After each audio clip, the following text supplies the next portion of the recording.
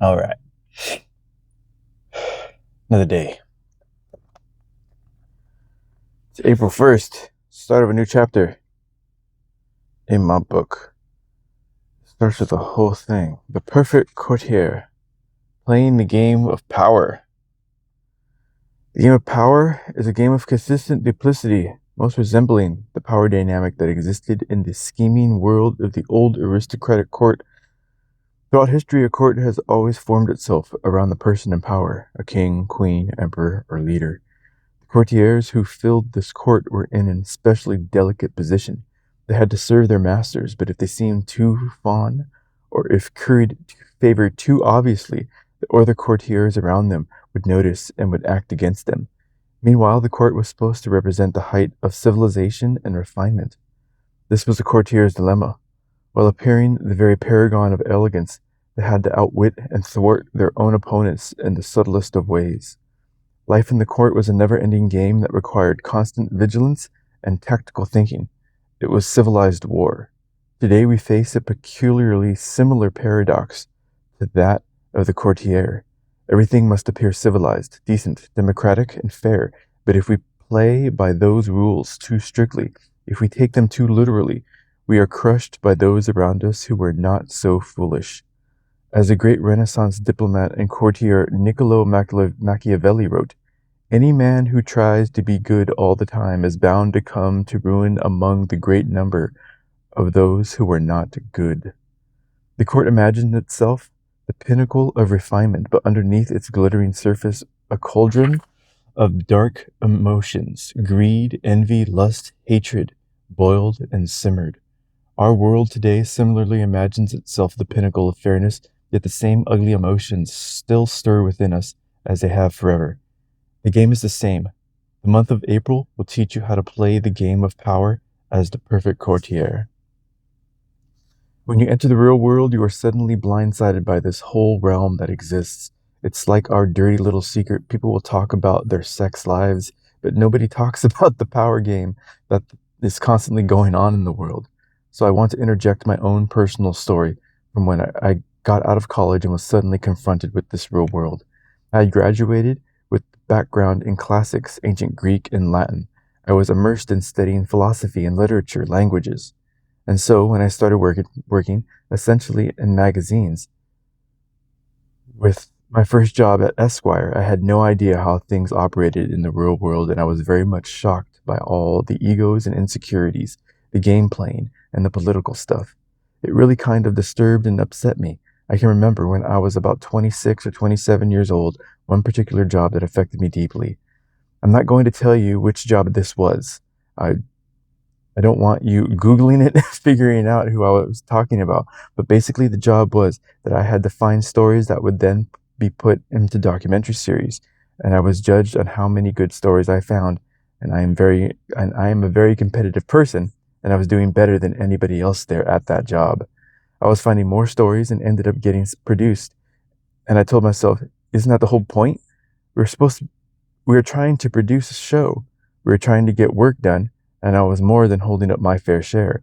Suddenly I found that my superior made it very clear that she wasn't happy with me. I was doing something wrong. She was displeased, and yet I couldn't figure out what it was. I tried to put myself in her shoes, and I'm thinking, was it that I'm doing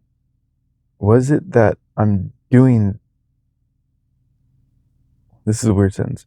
Was it that I'm doing that might what is it that I'm doing that might be displeasing her? I'm clearly producing my work. And I figured it out. Well, maybe it's because I'm not involving her in what I'm doing, in my ideas. Maybe I need to run them by her. I need to involve her in more so she feels like she's part of the research that I'm doing. I would then go into her office and tell her where my ideas were coming from. I was trying to engage with her, assuming that was the problem. Well, that didn't seem to work.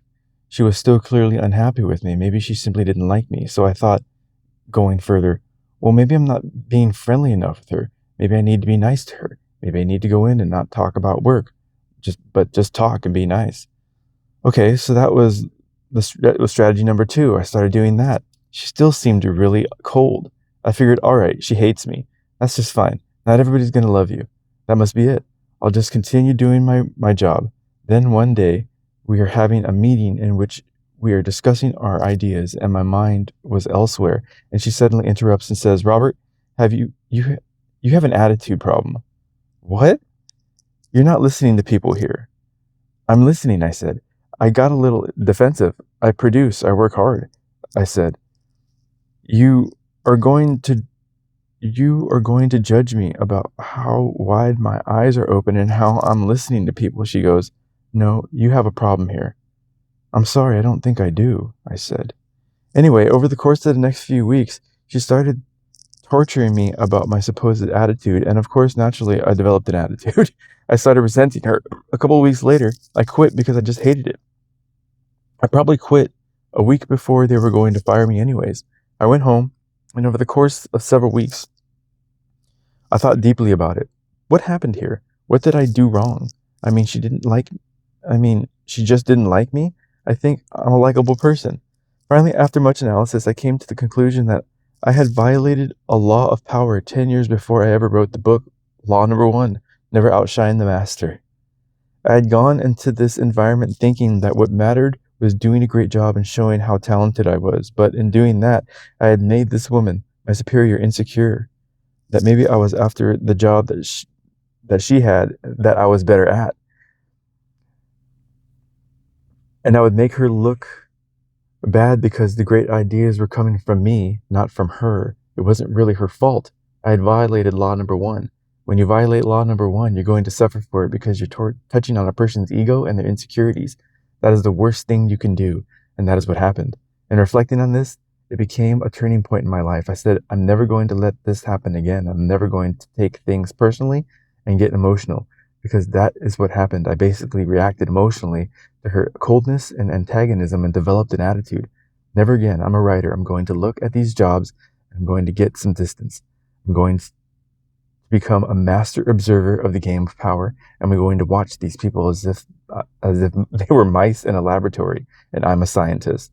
It suddenly allowed me to not only observe the power games going on in many different kinds of jobs that I've had, but also having this distance and looking at the world like this. Suddenly I had power. I wasn't emotionally entangled, and I could deal with things much more easily.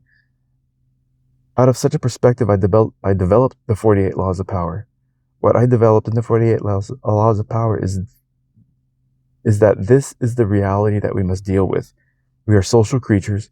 We live in environments where there are all kinds of complicated networks, and we are, in a way, defined by how we handle these environments in this reality. Interesting.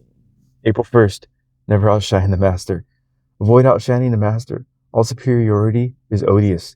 But the superiority of a subject over his prince is not only stupid, it is fatal. That's from Balthazar Gracian. In your desire to please and impress, do not go far in displaying your talents, or you might accomplish the opposite, inspire fear and insecurity. Everyone has insecurities. When you show yourself in the world and display your talents, you naturally stir up all kinds of resentment, envy, and other manifestations of insecurity. It's to be expected. You cannot spend your life worrying about the petty feelings of others. With those above you, however, you must take a different approach. When it comes to power, outshining the master is perhaps the worst mistake of all. Make your masters appear more brilliant than they are, and you will attain the heights of power. If your ideas are more creative than your masters, ascribe them to him in as public a manner as possible. Make it clear that your advice is merely an echo of his advice. If you surpass your master in wit, it is okay to play the role of the court jester, but do not make him appear cold and surly by comparison.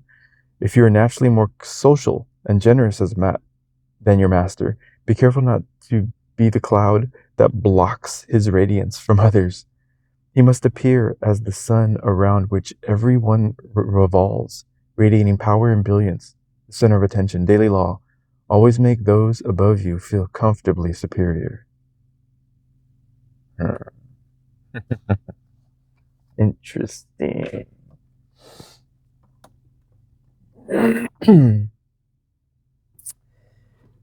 Yeah, I think I had to figure that one out the hard way when I worked in rescue.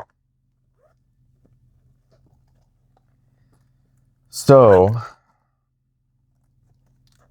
told this story many times. I'll go over it again. When I first started out in animal rescue, it was with an organization that was known for rescuing dogs out of the meat trade. It was a very easy way for this particular facility to gain attention because it was such a shocking thing to see. To see dogs who have had limbs cut off and to hear stories about the worst forms of torture you can imagine is a very easy way to generate word of mouth and visual attention through social media. That's what got my attention. That's why I ended up going there and volunteering. So,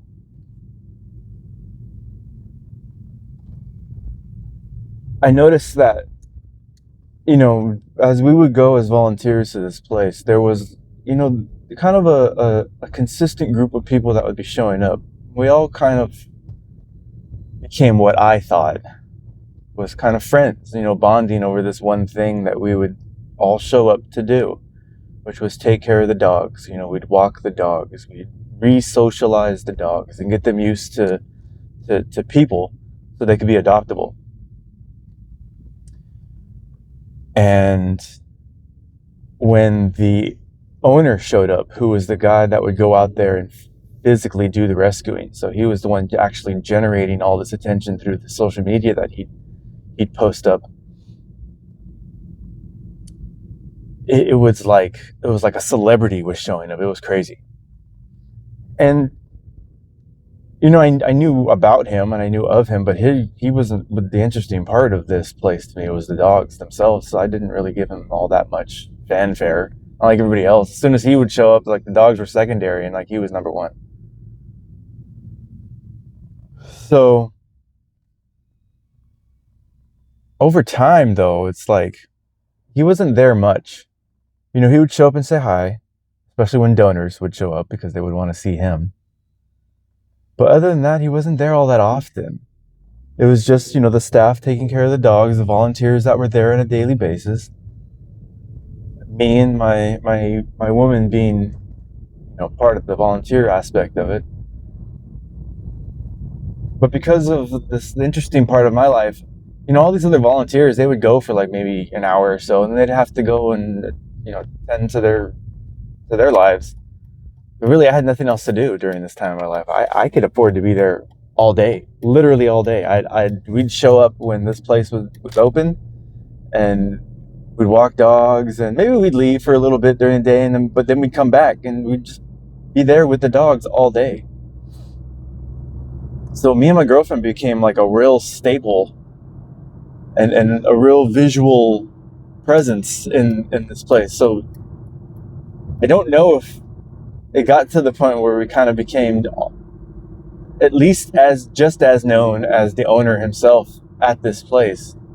And I don't know if it became an outshine the master dynamic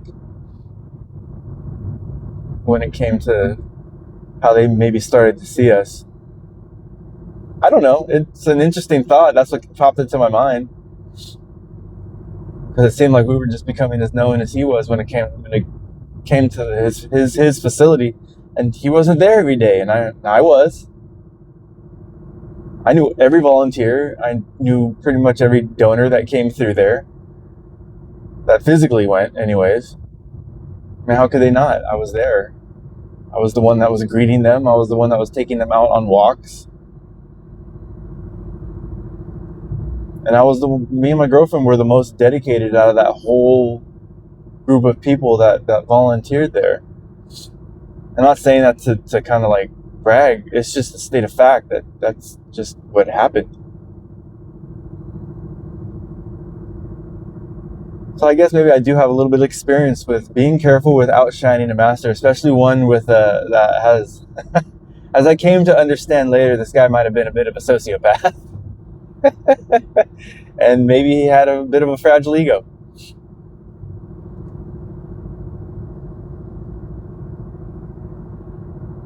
But I don't know. Maybe that's the position I found myself in when it came to that. It's an interesting thought. Yeah, that book, that Robert Greene wrote a whole book on the whole dynamic of the court and the courtier. It's called The Art of Seduction.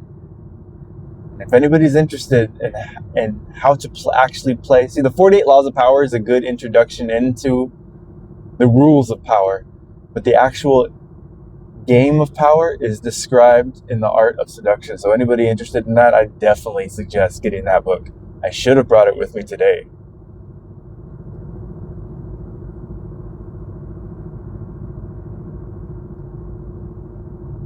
But yeah, I mean, I guess there's a little bit of that game being played in any relationship, to be honest. There's always a power dynamic in it.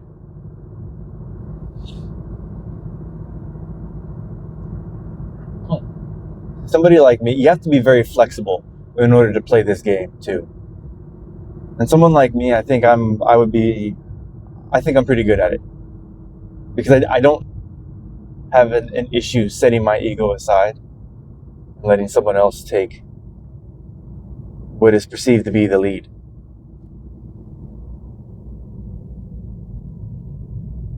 Because I know me, and I don't need the spotlight. I don't mind it. Actually, it's an odd position to be in, to be the center of attention. That was my first experience of that, was with that rescue, when everybody kind of seems to know who I was. I never had that experience before. And I got noticed that I was very good with the dogs, but it wasn't hard to be. I mean, I didn't do anything special. I just gained a lot of experience quickly because I was there every day.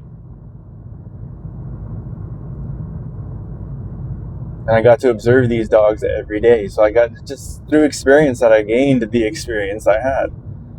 I guess it came off as I looked like I know what I was doing, but you need to take a lot of bites from dogs that don't know you to get that experience. It was weird. It was like me and my girlfriend were like miniature celebrities in this small little world of animal rescue. Very odd.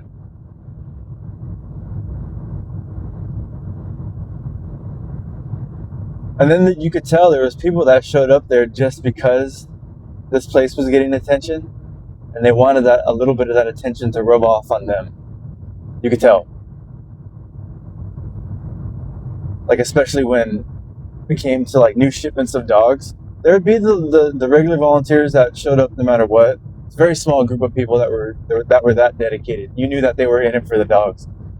But when they knew a new shipment of dogs was coming in, because he would post on his social media that, new rescue just happened. He rescued so many dogs, and this many are coming to the rescue. When they would show up, or when the dogs would show up, you would notice an influx of much more volunteers, and they would dress a little bit nicer for the occasion, because they knew there was going to be a lot of media to be taken, a lot of pictures, things to post. And I'm like, all right, well, now you're not really doing this for the dogs, because as soon as that day was done, these people wouldn't show up anymore. I'm like, yeah, okay, you weren't here for the dogs. You were here for you. You're just playing the game. Which is fine, in this social media attention heavy world that we're in. I guess that's fine. I guess that's the nature of the game. It's just the reason I'm doing these videos now. I'm not doing these to not be seen. I'm just doing them because, well, in my mind, I have half an hour at least of a drive on the way to work, and this is what everybody's doing. I might as well do this. And I started reading this Daily Laws by the same guy, Robert Greene. And it's just like a law day. And I figure I might as well just talk about that as I drive. Gives me a little bit of material to go over as I drive. Whatever thoughts come into my mind. I'm just using his books really to see what kind of thoughts jump into my brain. And I spit that out onto the video. But yeah, the attention game is interesting. It's like you want it, but you don't want too much of it because then you draw hate. The jealousy and envy and all the negative aspects of attention. And then there comes the people that try to bring you down, try and catch you doing things that would attract negative attention. All this is in that book. Man, I should have brought that book. I guess maybe I'll switch out. So I'd also been reading the 33 Strategies of War, only because there's a lot of global conflict going on. I thought it'd be interesting to go through that book while this is happening to see if it's applicable, which all of it is. Since April, since started out with that, maybe I should put that book on a pause and bring out the other one. See what kind of material I get for filming in April.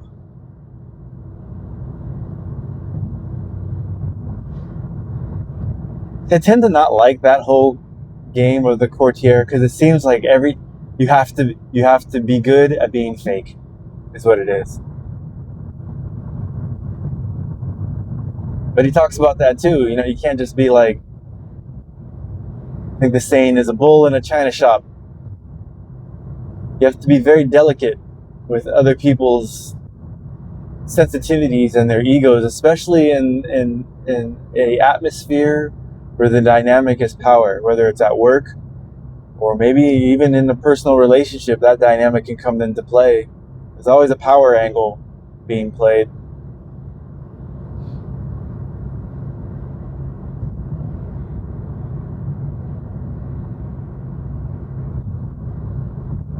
My girlfriend used to work in the movie industry. I'm pretty sure that she's good at playing this game.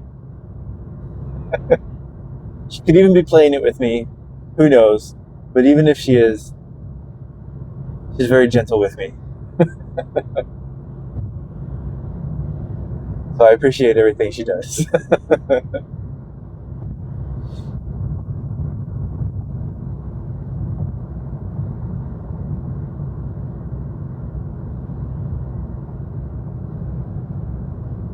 Yeah, I'm too sensitive a person, I think, to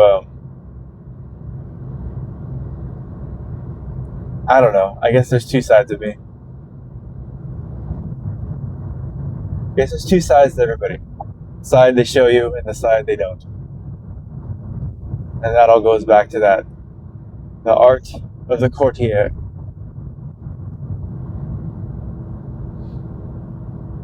Yeah, if you read in that book, a lot of times making the wrong step, especially in the king's court, not only would you be socially destroyed, sometimes you could be killed because of it. And the king could just decide to kill you. Which is pretty much what happened to me and my girlfriend metaphorically at that rescue. They ended up letting us go. Because by that time we went from volunteers to formal employees. But to be honest, not too long after that, I lost my taste for that place. I just didn't even want to be in there with the people. I just wanted to get a dog on leash and go outside, go for a walk. By that time, they made me the manager of that place. And I was like, that's when I didn't like it, is when they made me a manager of people. I didn't want to manage people. I wanted to manage a dog pack.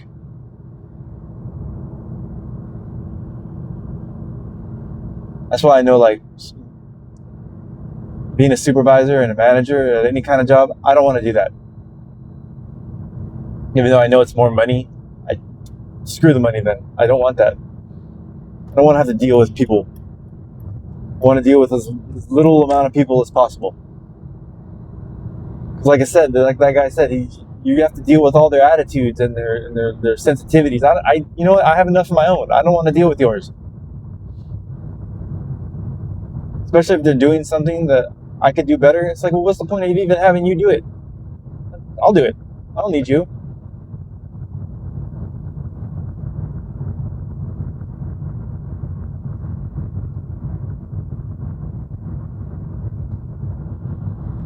I guess that's why I prefer as little amount of people around me as necessary. Just be me, my woman, and however many little friends and fellows we accumulate. And I prefer it that way. I keep my circle very strong. Really, it's not a circle, it's a triangle.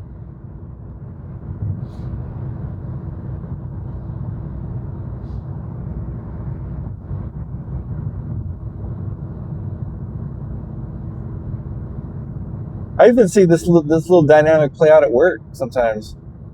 I see people like talk to people like they're friends, and then I hear them make comments to other people about them, and I'm like, oh, that's kind of shitty.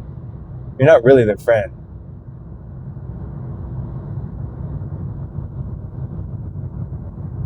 Like, okay, keep an eye on you.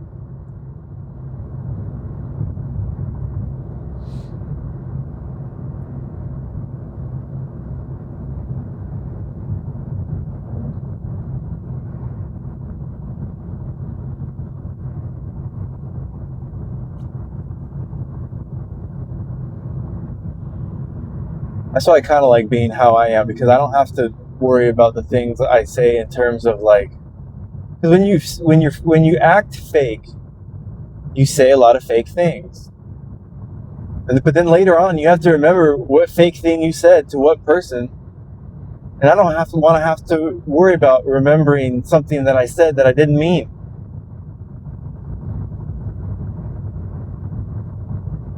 I don't have to. That just seems like too much effort. So I'm probably not the best at playing this game, and I don't care, really. Even if it puts me on the outside of the king's court. It seems like a miserable life, really. Like having to be fake to like climb the social ladder, or like even the navigating like the business world to have to like curry favor with certain individuals in certain positions, because maybe on down the line you never know, they might be in a position and raise you up the ladder in the business world. And it's just like it's all fake. That's just a word that keeps popping into my mind as I talk about it. It's like you all are nothing but a bunch of fakes, because all you're looking to do later is just move up a rung in the ladder. And then a lot of the times I've heard this too, once you move up in the ladder, people pull the ladder up behind them, so no one can threaten the position they're now in. That's crazy.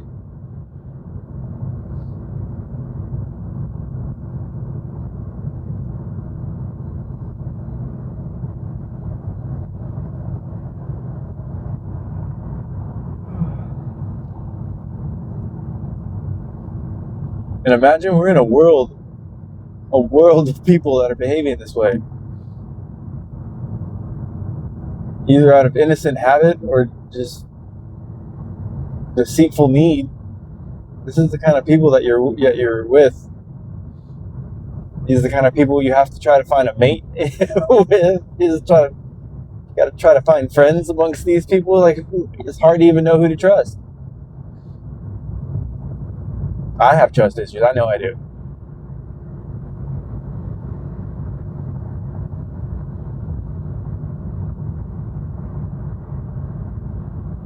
And I lose trust right away. Right away when your words don't match with your actions, right away I don't trust you. That simple. And that's a perfect example. Like when I hear you saying things, or when I see you acting a certain way with somebody, all super friendly, Then I hear you talking differently about them when they're not around. Like, oh, okay. There is an inconsistency, and you are off the list.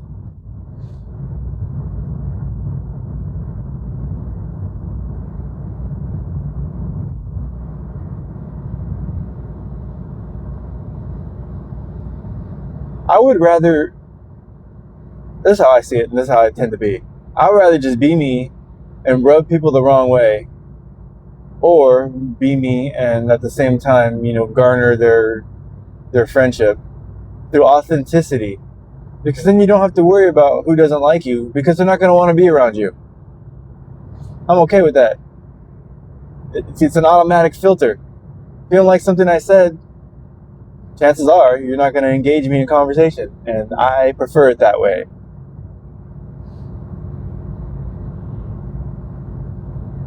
If you don't like something I did, you're not going to come around. Good.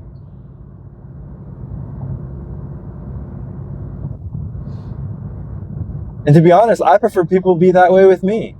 If you don't like something I said, say it. Matter of fact, a friend will tell you. The kind of person who just kind of slowly backs away in terms of a friendship or a relationship, that person wasn't to be trusted to begin with. If someone didn't like something they say and they confront you about it, that means they actually care enough about the relationship to even say something.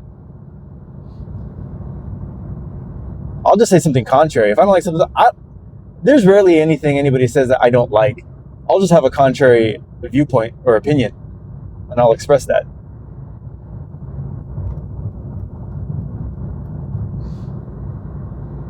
But I don't really know exactly how it is that I handle these situations. Probably just too oblivious to this whole delicate game anyways. I am the bull in the china shop. Screw it. I'll knock all this shit down. Sorry. Because I've been trying the whole time.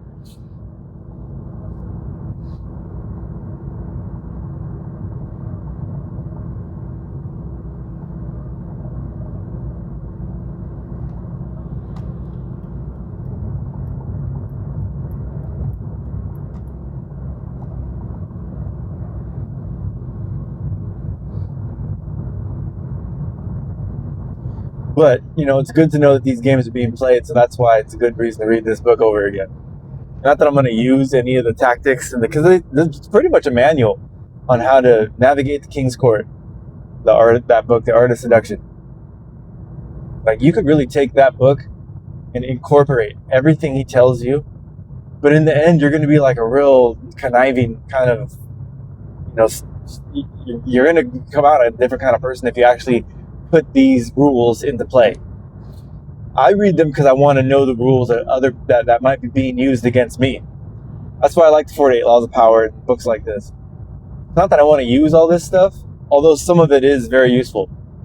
It's just that I want to know what other people are using and might use against me.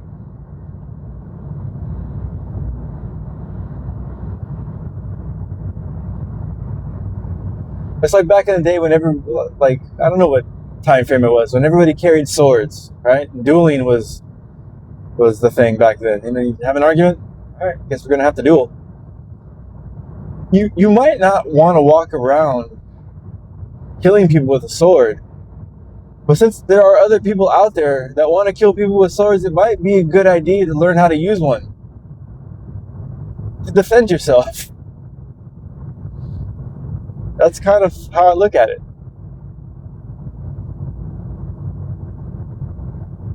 Right? It's the same thing with martial arts. There are other people out there that like to fight. They like to fight. They like to go out looking for reasons to fight with other people. And you might walk into a room that has one of these people in it, and then you might say the wrong thing, and they might want to fight you. So it might be a good idea to know how to fight. Not because you want to beat up people, because you don't want to get beat up.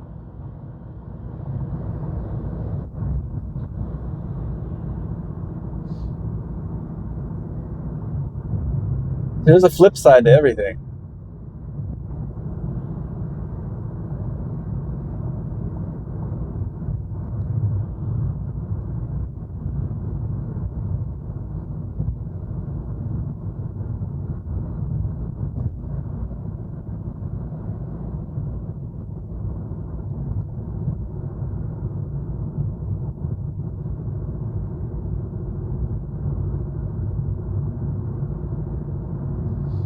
I forgot what it was. Somebody was talking to me about something, and this kind of dynamic idea came up. And I said it's like fire. It's like you could use a fire to cook your meal, or you could burn somebody's house down with it if you don't like them. It's all in how you use it and whose hands that tool is in.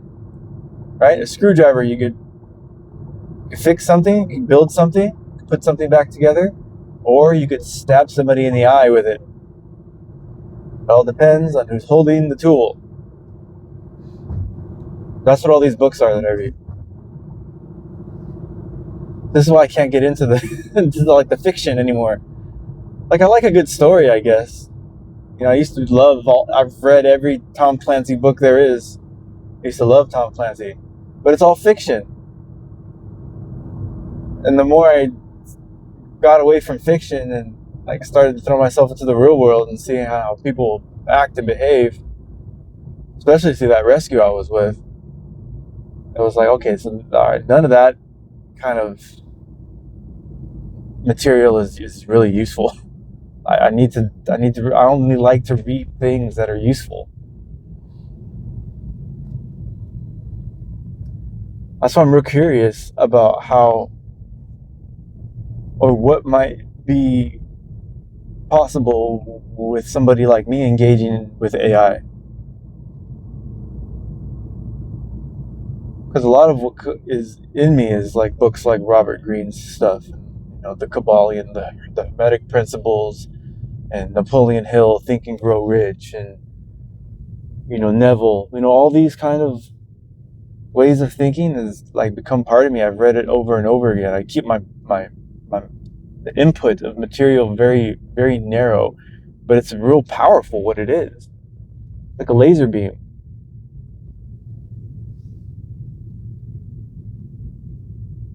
And it just seems like fiction is just like an incandescent light bulb. It's just a very dull light that can just light up a room, but you can't cut a piece of metal with it, right? You can cut a piece of metal with a laser beam.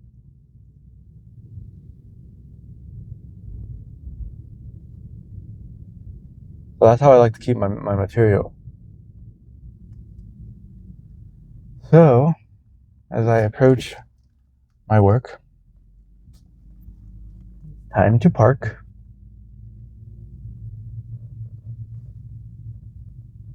I wish everybody a great day. And remember to play the game delicately. If moving up the ladder is your goal, because a coworker could end up being your boss one day. And then maybe you found out later, when it's too late, that they didn't like you as much as you thought they did. Now that they're in a position of power, now you're in trouble.